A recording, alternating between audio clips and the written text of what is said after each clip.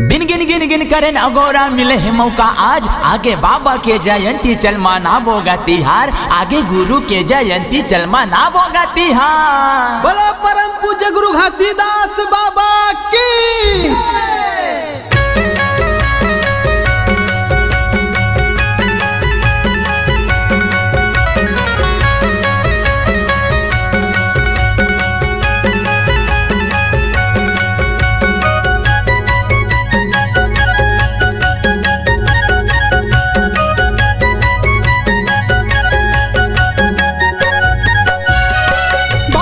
जयंती मनाबो चलो मिली के, गुरु के जयंती मनाबो चलो मिली के, बाबा के जयंती मनाबो चलो मिली के, मनाबो चलो मिली के।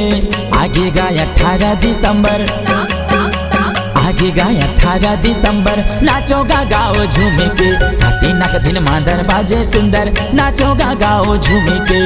आगे गाय 18 दिसंबर, नाचोगा गाओ झूम के, तीनक दिन मांदर बाजे सुंदर, आगे गाय 18 दिसंबर, नाचोगा गाओ झूमे के, तीनक दिन मांदर बाजे सुंदर, नाचोगा गाओ झूमे के। ये बाबा गुरु घासी मौत,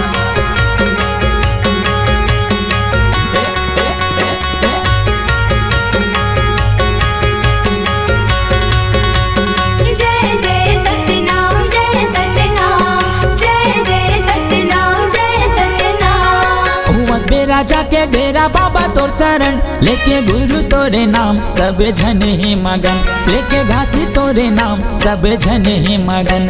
जय जय सत्यनाम, जय सत्यनाम, जय जय सत्यनाम, जय सत्यनाम। हुवत बे राजा के डेरा बाबा तोर शरण, लेके गुरु तोरे नाम सब जन ही मगन, लेके घासी तोरे नाम सब जन ही मगन। जयकारा बाबा के लगाबो चलो दिल्ली से, जयकारा बाबा के लगाबो चलो दिल्ली से, जयकारा बाबा के लगाबो चलो दिल्ली से, लगाबो चलो दिल्ली से। आगे गाय 18 दिसंबर, आगे गाय 18 दिसंबर, नाचोगा गाओ झूमे के, तीनक दिन मांदर बाजे सुंदर, नाचोगा गाओ झूमे के। आगे गाय 18 दिसंबर, नाचोगा गाओ झूम के, तीनक दिन मांदर बाजे सुंदर, नाचोगा गाओ झूम के।